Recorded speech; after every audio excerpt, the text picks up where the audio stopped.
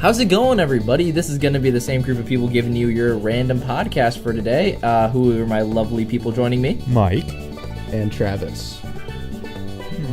And we're going to be tackling actually a pretty tough topic nowadays, especially for this time in gaming. And it's going to be over the topic of open world versus linear kind of storytelling and gameplay. But I will say this is actually our second time recording this because Nick is stupid and doesn't know how to save an audio file, even though I swear I did.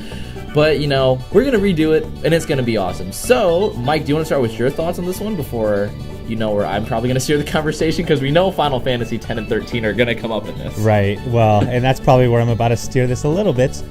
Because I think I'm going to say pretty much what I said last time. Is that, to me, the open world versus linearity thing doesn't matter. I think, it depends what type of game you're making. With Final Fantasy 10 and 13, for example, those games would be kind of weird as open world games. Because they're very story driven. They're very about progressing and traveling across the country. So if it was open world and you could go backwards, it defeats the purpose of taking a journey somewhere. If it's like, oh, I'm going to go backwards now. That's not how journeys work. You're supposed to keep moving forward. So those games have to be linear or else the game would be weird. In contrast, you have games like Skyrim that are better as open world games because the whole point is exploring, going back and forth between villages and things like that. And so, and I know you're going to agree with me, Nick, because we've done it. And that's, so it's, spoiler alert. But for me, I totally lost my train of thought when I said that too. Wow. But the open world thing, so many people say, oh, that game's too linear, it should be more open worlds. But as if open world is a better version of linear. But I don't think that's the right way to look at it. I think they're just two different things, So they shouldn't be looked at as one's better than the other. It should be one fits a different scenario better, I guess. Yeah, no, I'm with you. I'm absolutely with you on that, but I want to at least bring this up because I know we mentioned this game a lot, and it was a game that me and Travis both got roped into for a long time, and that's Xenoblade Chronicles X. That was one of the Sonic first, Boom. really big, okay, but Xenoblade Chronicles X was, one of the big open world games that I kind of got lost in. And Travis will tell you the stories of him staying up till 4 a.m. multiple nights, or maybe even not sleeping because of the fact that he's been playing that game. Open world games have a way of encapsulating you and getting you to keep playing, and I think that's one of the things that game developers want to go for. So before I want to get into that part of what I'm going to talk about, Travis, I want to hear about you in Xenoblade Chronicles X versus some of the linear games you played. So, how would you rate them just overall as games? Well, Xenoblade, if people don't remember, did make my top 5 games, and I had to ground myself from only 2 games in my life. I had to ground myself from Xenoblade, and I had to ground myself from NBA 2K. NBA 2K because it makes me really angry, and the world can't handle when I'm that angry. If you think you've seen me angry on stream, you have not seen me angry of NBA 2K. Mike can tell you all about it at any point of time. Or Matt can tell you about the damage that has been done to his wardrobe. Yeah, you cannot prove that it was not like that when I found it. Anyway, sorry, Big Mike, if I got you in trouble. Then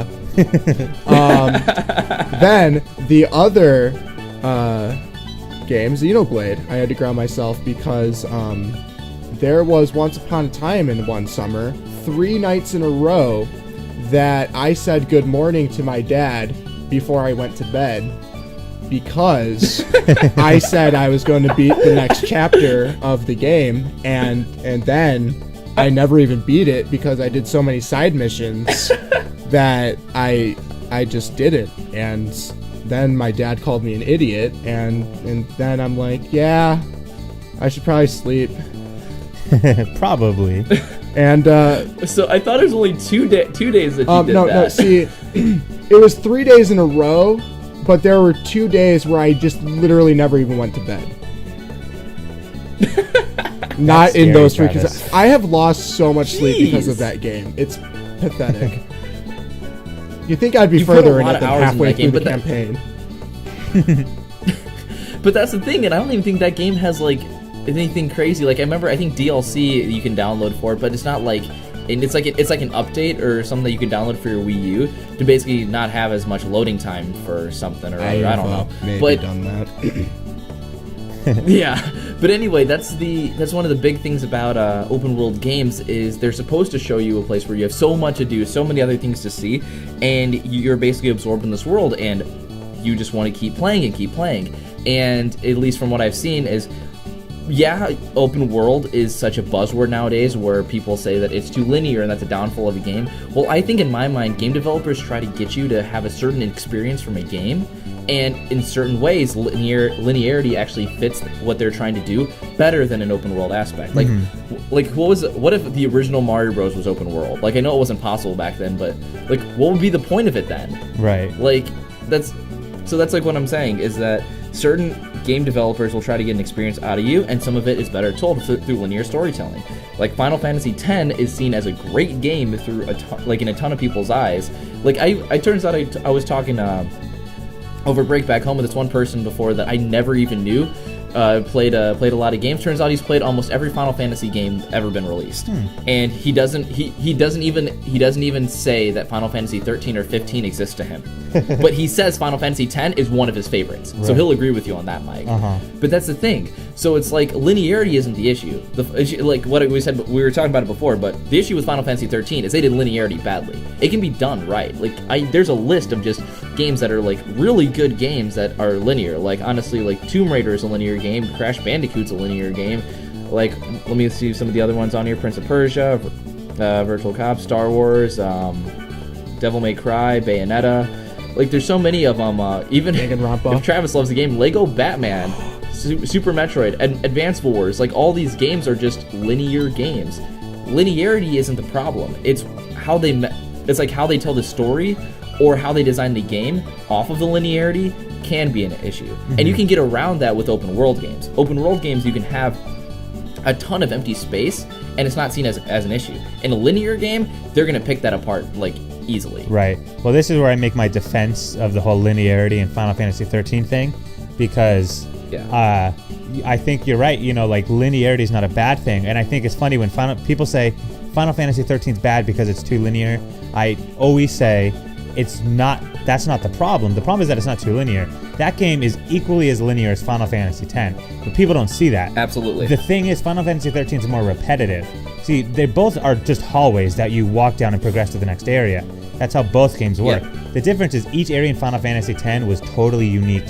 It was totally different. It was constantly changing the scenery. Final Fantasy 13 wasn't. So it's not the linearity that was the problem. It was the fact that you're in a path that looks exactly the same. Like there's a sequence with Lightning and Hope where you're sort of sneaking into an enemy base, and the area looks exactly the same for like 3-4 hours of gameplay, and it's like I feel like I've made no progress because of that. But it's not because it's linear, it's because it's just they didn't do enough to make it not seem repetitive. So again, you know, I think that speaks to the point that Final Fantasy 13 has its problems, but it's not, one of the problems is not linearity. The problem is the repetition, the tediousness of it, you know? Well, yeah. Well, another thing that I want to point out there is I'm going to bring in a point that with Pat that I was talking about is that one of the things that me and Pat were talking about when I was showing him the new Zelda, Breath of the Wild, he was saying never show him playing Skyrim because all he does is all the side missions. Like, you're already in the world. The issue with, at least one of the main issues that I always saw between Final Fantasy X and Final Fantasy 13, because they're very similar games, is the illusion of progress. In Final Fantasy X, you kept progressing, you kept seeing different areas, you kept getting different abilities and whatnot. But in Final Fantasy 13, there's just certain areas of the game that feel like they drag on, and because of the fact that you don't feel like you're progressing, it feels repetitive, like what you said, and it also feels like you're just not getting anywhere. Right. But in open world games, that's not a negative. That's actually one of the positives in open world games. All the other side missions, and you don't even have to follow the main story. So, like in Xenoblade Chronicles X, there is a main story that you can go through, and I think it's a really good story. I don't think it's bad at all. I really like it. But in Xenoblade Chronicles X, yeah, it's amazing. I really want Travis to see the end of it because I got to talk about it with somebody. But eventually, you do all these side missions. Yeah, you'll do all these side missions or whatever, and you can ignore the main story. And it doesn't matter if you don't feel like, because you're still progressing. Mm-hmm. You're still doing things and getting things done. And in linear games, that's an issue if you don't feel like you're making progress and you don't feel like you're getting to your next objective. Right. Final Fantasy X, no scenery or no place overstays its welcome. Yeah. There's a couple of places, like once you get the airship and whatnot, that might feel the same, but it doesn't matter because you're still being able to go to other places if you want. Yeah. Final Fantasy 13, I think there was a time where people talked about, where was it, like 6 or 7 hallways in a row where there's nothing but just the same enemies and you just walk and fight. And I was just like, that seems really stupid, and I have no idea why they would choose that when developing for the game. Yeah. Because they did a linear game before and it worked. Why are you not doing that? Right. Yeah, that game I feel like could have been half its length, you know? Yeah. Yeah. But I mean, like, Final Fantasy 13 still sold well, as much as I hate to admit it, but it still sold well, and it still went on to make other sequels. I know this probably pains Mike to hear this, but it made more sequels than Final Fantasy X. It's true. There's 3 Final Fantasy 13 games, and there's 2 Final Fantasy X ones. Which is pathetic. So, it's extremely pathetic. The only, at least in my mind, the only thing that Final Fantasy 13 did better than Final Fantasy X is the graphics. And it does not even matter. Right. Like, but with the push nowadays for open world games, it's the fact that everybody wants for a world to feel endless. So in open world games, you can make it so there seems like there's so much to do. It's a never-ending kind of game. Mm-hmm. And you won't even need to like add DLC for the people to still be in there and still be interested in your game. Right. But for linear games, you can play it once and you're done. Yeah. So there's more of an incentive, especially in linear games, to basically add other things like DLC in there, but you don't really see DLC. I mean, it still exists, but I don't think it's as necessary in open world games. No, that's what I think. I totally agree. One of my favorite things to do a long time ago, because one of my favorite games ever is Elder Scrolls 4 Oblivion. I loved that game. And one of the things I used to love to do is I used to go on the internet and I used to go to this forums, and the forums would tell you different ways you can play the game. So for example, you can have this certain setup and sort of live as like an outcast that can only go into forests and they're not allowed to enter cities or things like that. You can be like a mage that like periodically goes through fits of rage and sort of kills innocent people, and sort again in that like scenario has to live as an outcast at times too. And so like in those games you can play however you want to because you can craft your own story. And so like I know Jake said that Elder Scrolls 5, when he made his top 5 favorite games, that he said Elder Scrolls was one of his favorite games, and he never even got to like the 3rd mission of the game because he just spent so much time like exploring and immersing himself in the world. And that's the beauty of those games, is like you play them how you want to. You build the character you want to be. You can build your own moral system. You can befriend whoever you want to befriend, go where you want to go. It's sort of open world. So the story in that doesn't matter, you know, and Skyrim isn't really known for its amazing story because that's irrelevant. In an open world game, the whole point of it is immersing yourself and creating your own story with it. That's why something like that would be horrible for Final Fantasy, because that doesn't make sense. Final Fantasy is story driven. You have to sort of progress in that way. So, you know, that's why linearity is needed. Well, Mike, you played you played Final Fantasy 15, so wasn't there an attempt at an open world thing there? Wasn't there side missions and whatnot in that game? Final Fantasy 15 is an interesting one, I think, because that didn't play like a normal Final Fantasy with the progression, because that game's like main focus was the bonds between the 4 of you, like the 4 dudes that were traveling together. And so the boy band. So I will say that game did do a good job of making open world work with Final Fantasy, because all of those side missions and traveling and moving around sort of tightens that bond between the 4 of them. And so in that scenario it works, especially because that game doesn't have like time set intervals, and maybe that's why people didn't enjoy the story as much, because the story in it was kind of weird. But it did get to a point eventually where side missions weren't even doable. There's a point where like you travel to a certain city and it says make sure you've done all the quests you want to do, because past this point you won't be able to do as much. There's certain ones you can do, but it's very restricted, because then it puts you on that linear path, and then that's where the story really begins to progress. I think it's the beginning of the game that really has like the open world aspect, but that's just to like build the bond of characters. So okay, so I do have another question. That's actually a question for you, Travis. So when you played a game like say like Dead Rising or Dishonored or something like that, how often would you play that game before you found yourself wanting to take a break? That's interesting. Dishonored, I got really engulfed in the story of it, because like I'm like, what is this plague, and then like how am I going to, you know, get my daughter back and all that kind of mumbo jumbo. Yeah. So I would usually, I just stay up way too late playing video games. 'Cause I pretty much just go until my parents yelled at me that I play too much. Then I go to bed. I'm a good boy. Okay, like Dead Rising, I might take my point a different route. Okay, because like Dead Rising, I find it enjoyable, but it's like you're not really like making yourself that much better unless if you like find a new weapon thing. Because like once I found my beautiful electric hammer thing, it was amazing because I just killed hordes of zombies at a time just with one smack. But like other than that, I wouldn't find myself like wanting to play for a super long time because I would just get bored because I wasn't immersed in the environment. And then there also really isn't much of a story to Dead Rising either. Whereas like, so I think that's one of the. So you definitely, if it's an open world experience, I have to like love the environment. Yeah, and I think that's one of the things that I was kind of guessing, Travis, but I just wanted to kind of ask to be sure. And I guess one of the strengths about open world games in that sense is that it's very easy for you to get drawn into an environment in a different world and want to explore it. Like, it seems like it's human nature to an extent of just wanting to see everything, like going down branching paths or trying out other mini games. And yeah, you might not like all of them, but you still want to see it. For linear games, they have to have a good story. Good gameplay will go a long way, but if you want to basically be engrossed in that game, like Travis was saying, like, you need a good story. And what other people deem as good stories or stories that they'll be interested in, it's very, very limited. At least it varies from person to person. So I think it's a safer bet to go with open world nowadays, because anybody picking up a game will be like, oh, I love that world. I want to see what's over here behind this rock. Besides one person sitting down for an hour at a time basically saying, okay, now I'm involved in the story. It's a different kind of gameplay experience for people, and it just fits a different audience. So in my mind, I feel like open world is a safer bet to go for nowadays, but it definitely doesn't fit every situation because, again, I'm with you. Certain games should not be open world. Like, it's what's a good example? Well, like, I mean, another thing I'm just thinking of Sonic. is like Sonic should not be an open world game. Oh my god. Yeah. Because like I was in. What tried to do that? Like Adventure DX or whatever. Tried to do that with like an open world, like an overworld kind of system, and oh my god, it was bad.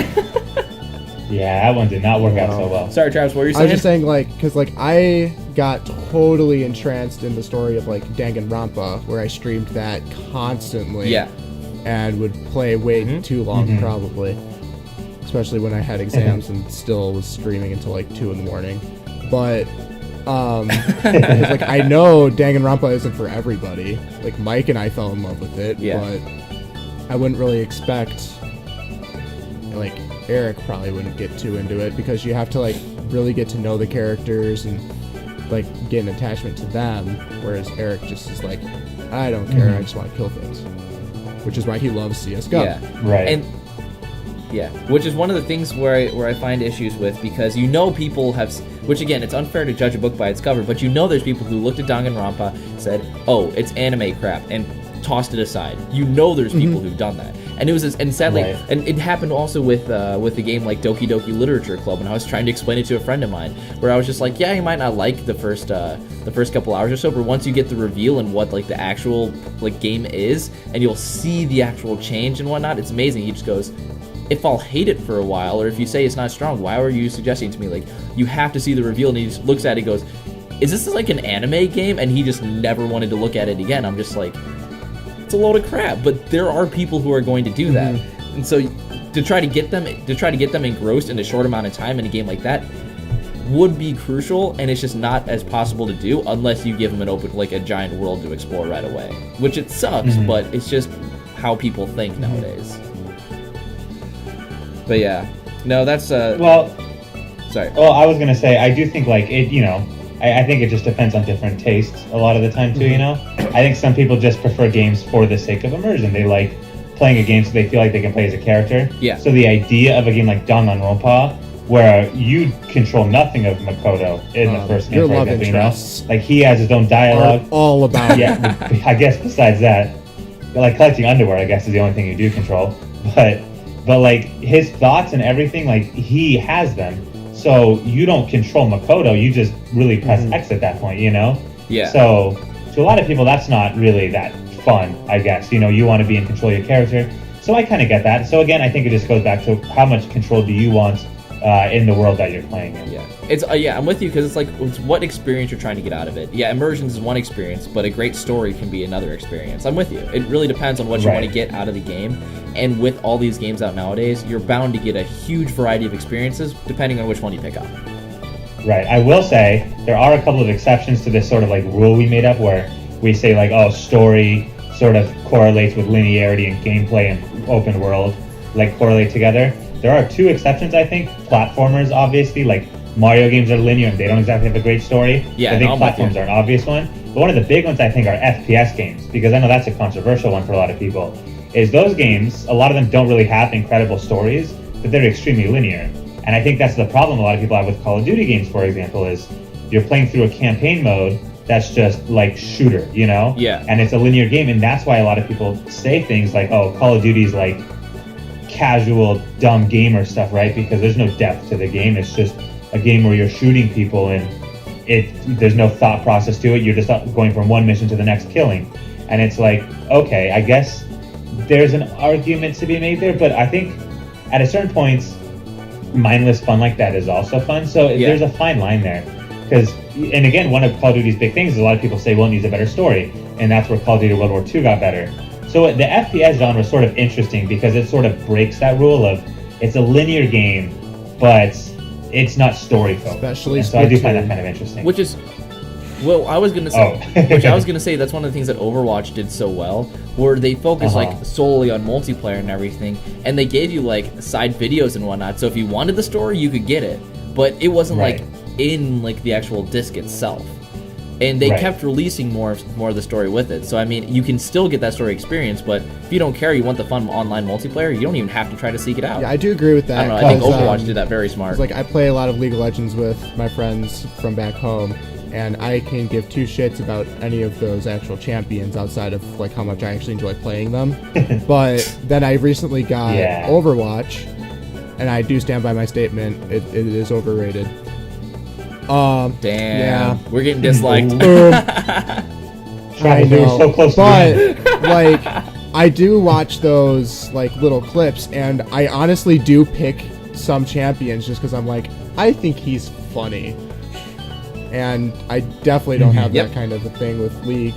And they also, like, sometimes make little mini videos, but I'm just like, these aren't actually the characters. Like, they just did a little animated thing. Yeah. All right. No, for sure. Overwatch definitely did a good job of that. Oh yeah. All right. Next podcast, League of Legends versus open world games. Sorry, League of Legends. Bye. Here we go. All right. Well, I'm good if you guys are. Yep. I think I said my everybody. thoughts. All right. Well, I was gonna say before we say goodbye, we want to hear your thoughts on it as well. Open world versus linear games. Post them in the comment section below. And yeah, we want to hear your guys' thoughts on it as well. If you have insight on why we're wrong, please let us know, because hey, we want to expand our horizons. Tell me why Overwatch is actually the best everyone. Game. Yeah, just and also for the record, me and Travis aren't wrong. Nick's the one that was wrong. So just saying. All right, whatever. Bye everyone.